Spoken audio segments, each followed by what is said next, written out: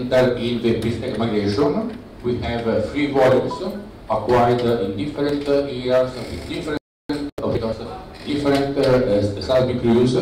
We have 16 wells, and this is the overall map. You have the colors of the coverage. The average is 150 coverage, and this is the migration input of the block to be processed. Altogether we have some 1,500 square kilometers, and this is migration output that we had from the process. As I told you, we have 3 different surveys, different parameters, different let's say aspects, technical aspects of the position, and the main challenging points were the fact that one position was acquired with a sweep algorithmic, which was very rich in the low frequency but poor in the high domain, high frequency domain. And the second point was the difference direction of all these 3 surveys. Therefore, we started in reprocessing, in conditioning, one by one, all the 3 surveys. What I wrote is a copy and paste, but of course, different flowchart were applied to each of these different 3D volumes. Second step, we created a surface consistent 3D static model, and then we merged. At this point, the most complicated part was completed, and we go through a normal pre-stack migration flowchart. It was a very interesting, a long work. You can see here in the at the bottom, the time from left to right, and the y-axis indicates the project completion from 0 to 100. And we started in 2016, we completed 1 year later. Now I show you the result. This is a composite line. It corresponds to the white line that you can see in the bottom right corner of this picture. What you see in background of this white line is the processed 3D volume. This is before processing, and this is after processing. Before, after, before, after. Let me show you in a better way this comparison. Here we have, of course, a frequency from 0 to 125 to the bottom, amplitude from 0, attenuation of amplitude from 0 down to minus 55. In red, you have the spectra of the legacy pre-stack migration, what we have seen 2 slides before, and in the right upper corner you can see a small portion of this seismic, and you can see that we were able to increase from 15 to 30 up to 10 to 65 the quality, the spectral amplitude as the band wide. It's very easy to see the difference in the upper corner, of the right corner. The legacy data have a ring, let's say, image, which corresponds to a very low, narrow frequency content. The processed one has a typical seismic signature. So we have a good quality of ceramic now, and we can go to the following step, so towards the reservoir characterization. Here we have the volume that we inverted. It's in blue. As you can see, the volume is more or less in the southern part correspond to a east-west main fault in red, because the target is to the north of this limit. And 8 wells were used for input of this phase inversion. This is a east-west line across the 3 volumes. It's just to show you the limit, the window that was inverted, mainly between 1.5 down to 2.5 seconds, and this corresponds to the entire stratigraphic targets from the Devonian down to basement. With this inversion, I'm sure that you know better from me. We start from the gavas already prepared during the processing. We go ahead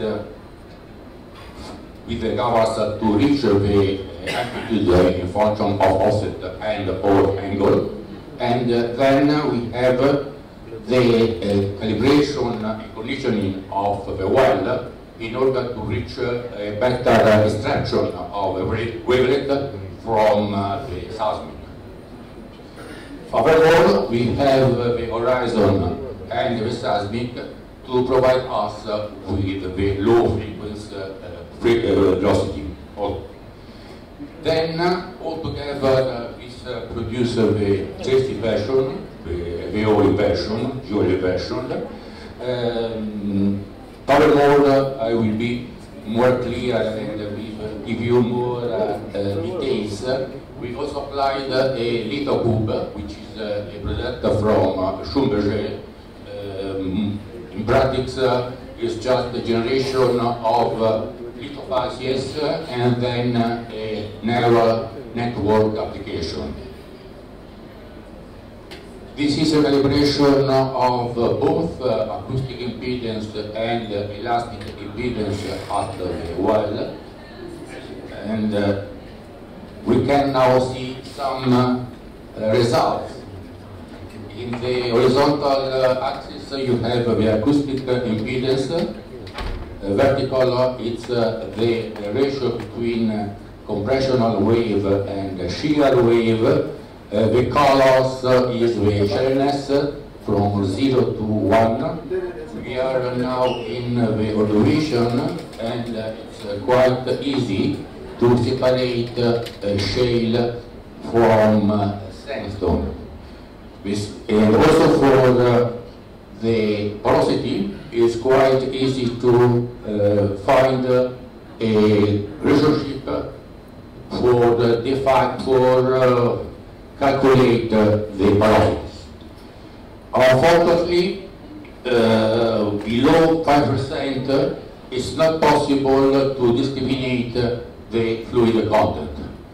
In the last cross plot you have once again acoustic impedance versus ratio compressional wave, compressional velocity of the versus shear velocity, and both cases, gas and brine, are overlapping.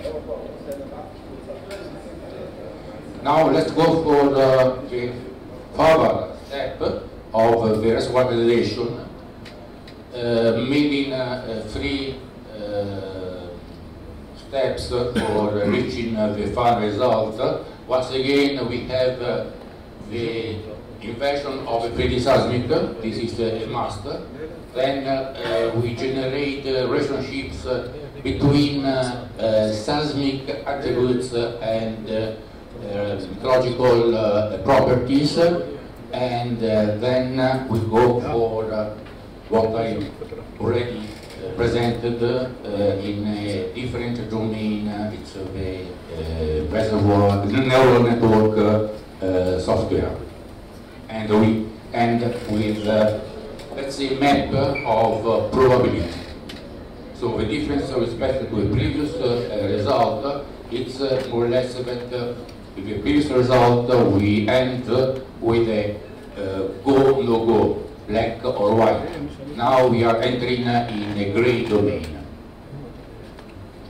And on the top you have the ecology volume from wells, from the model, from geologists. And here you have from this volume the probability of sand distribution. The advantage is that in this case we can also better have an idea about the continuity both laterally and vertically of the reservoir. Now let's go for the bore seismic. This was not really in the flowchart at the beginning of the work. During the 3D stack calculation, we tried to highlight the fractures because we wanted to find, let's say, hotspots with good permeability, good porosity, but we don't have a multi-azimuth acquisition, so we have to cancel this attempt. Therefore, we enter into the ideas to drill an horizontal well. And here you have well number 2, which touched reservoirs, and the idea was linked to the result, after the result of this well, to drill a horizontal well within the reservoir. I repeat, the main reservoir is the Ordovician. In order to have an appropriate acquisition, appropriate borehole seismic acquisition, we modelized the acquisition itself. You can see here the subsurface with the velocity from seismic with the different layers. On the right up you have the vibrator, and then receivers down up till the TT of the well. In this case, you can see that refraction, critical refraction, was expected for the first 1,000 meters. So in theory, this offset of 3,000 meters should not, is not appropriate for the downgoing wave field, but this offset, and you can see here what I just said, on the left you have the offset seismic profile, and this, let's say, red rectangle indicates the area where we have a critical refraction. So the 3,000 meters is not appropriate for the downgoing field, but what we need is to illuminate the horizontal section. Therefore, if you go for the upgoing field, we can see that with 3,000 meters, we covered exactly 1.1 kilometer, which is the maximum deviation of the future horizontal section of the well. Here you have the VSP of this well. Unfortunately, bad quality due to the fact that the second casing is not completely cemented up to the surface, so we have some area where the wave is lost.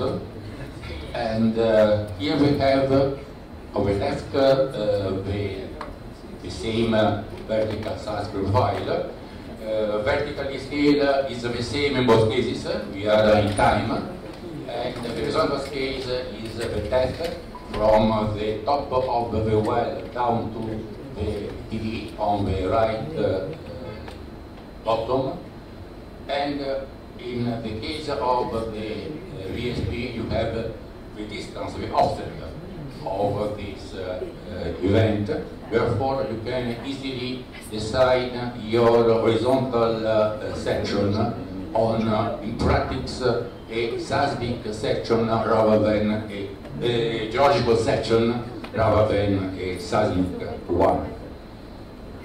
So let's go for conclusion. It's always easy to summarize when everything goes well. We had started with processing and existing data conditioning to have a homogeneous input for the further steps. Then we started with a three-step AVO inversion to have a preliminary idea about some properties of the reservoir, and then you enter in a more complicated domain in order to better quantify the properties of the rocks. And this is also, ladies and gentlemen, and I hope in the future to have a very pleasure, a very honor to work with you, inshallah.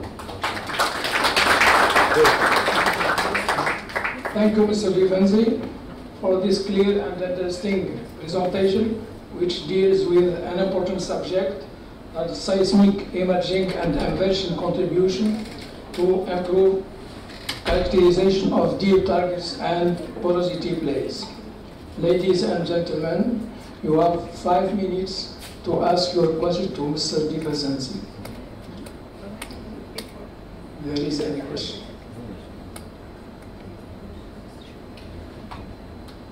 I was too much complicated or too much clear. Thank you for your time. Thank you. Thank you. Okay, let's move to the next presentation.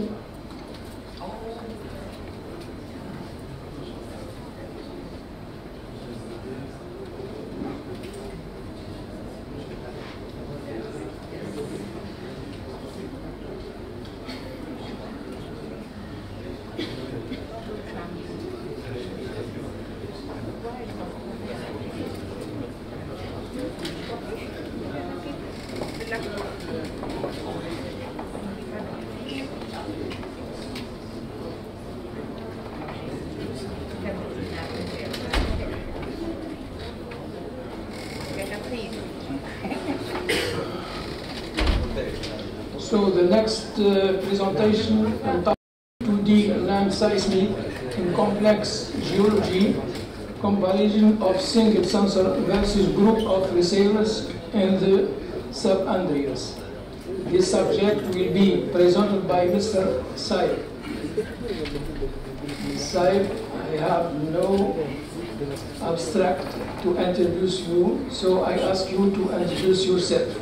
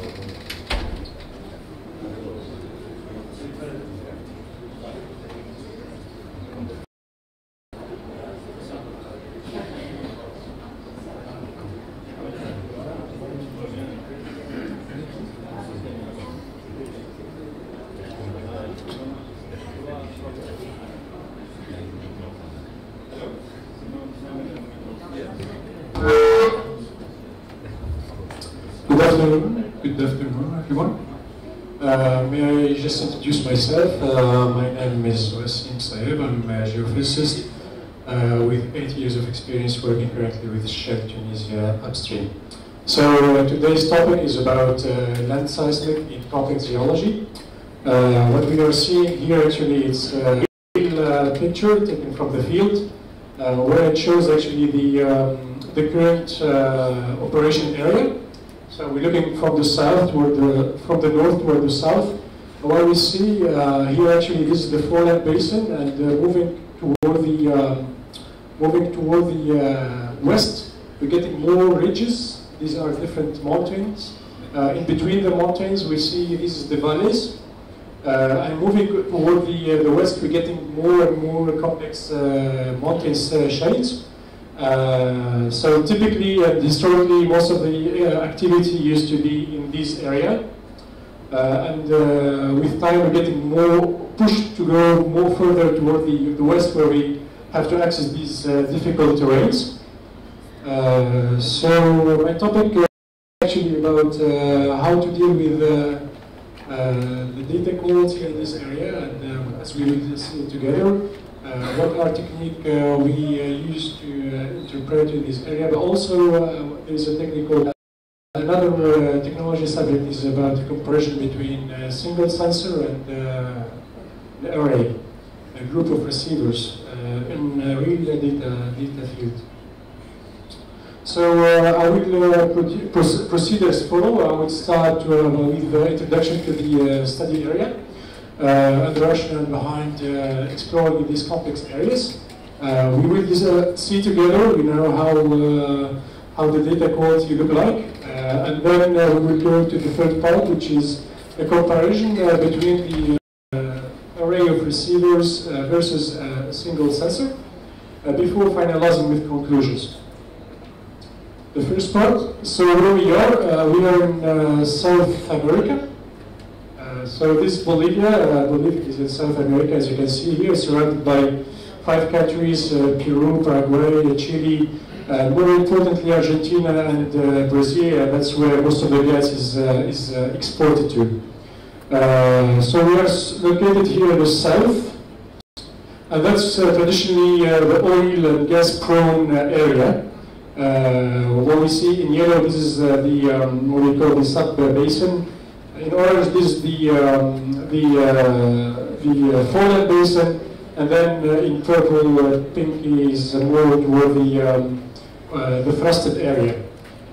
In between, that's the altiplano. So Shell presence, actually, we have a series of different blocks where we operate, but also we don't operate, and we have some interest in non-operated blocks with Repsol in Margarita and with Total in Itao here. So I put here the hydrocarbon distribution just to give you a flavor of the amount of piles and the amount of fields in this area. As you can see, there are a tremendous number of fields within Bolivia and also within Argentina, within the thrusted area. Just to give you a flavor, I think most of the remaining reserves are located in this type of play within a thrusted area, like in Iran or Iraq. In terms of volumes, so I'm putting here the creaming curve of the basin. So we have the sub basin in purple. In red, this is the foreland basin. In orange, this is the thrusted area. And summing all three together, that gives you the blue curve. So what we see through time, that actually discoveries are quite big. So once it happens, it's very big. So we're talking about 1 to 2 billion of oil in place. And you can see it gets flat for a certain period of time.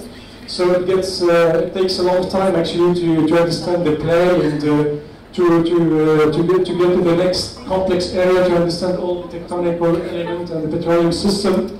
And then once you get a discovery, usually it's a big one. So that's the main message behind this slide. So a bit of geological background. So actually where we are here. So actually we have west to east section.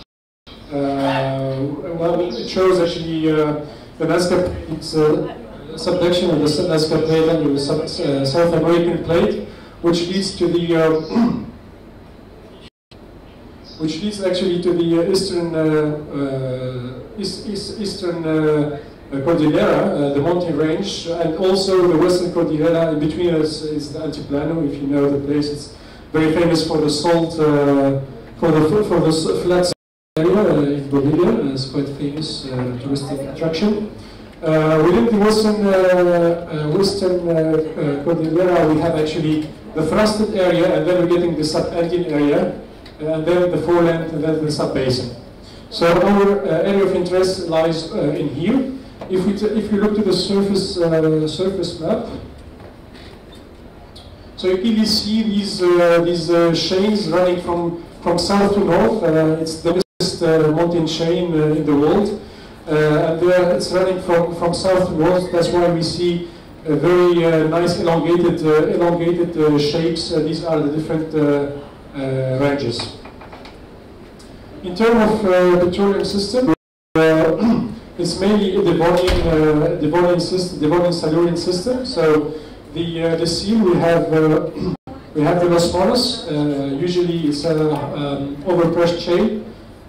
We have the source is the Los Monos also, but also the Silurian Curicias. That's feeding into the reservoirs, which are mainly Juan Pampa as the primary target.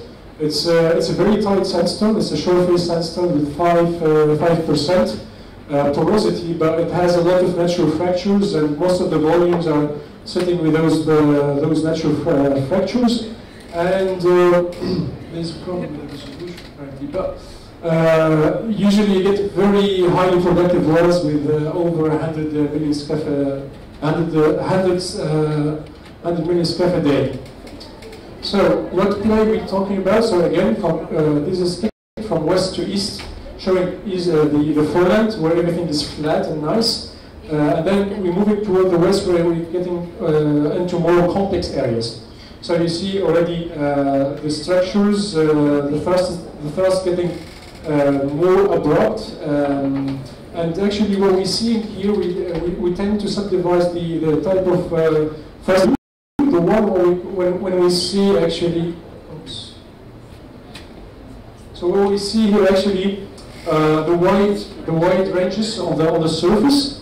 This is the type 1, and the type 2 when the thrust is quite narrow at the surface, and there are two different structural. Usually, most of the upflow part of these structures have been tested, but the aim of our exploration target actually is to look at the footwall play, which lies between 5 to 6 kilometers, which is quite deep. So this is the type of plane we are chasing. So we're looking for deep structures. Next, we move to the seismic quality within the first bed. So this is an example of seismic data we have to deal with. So the line is somewhere over here within our database. And actually it is crossing two different ranges. So this is quite, you can see the scale here, that's 2 kilometers. So you can see there are very long lines. They cross in two ridges. And we see it's very chaotic. Another seismic line is quite old also. Just zooming on one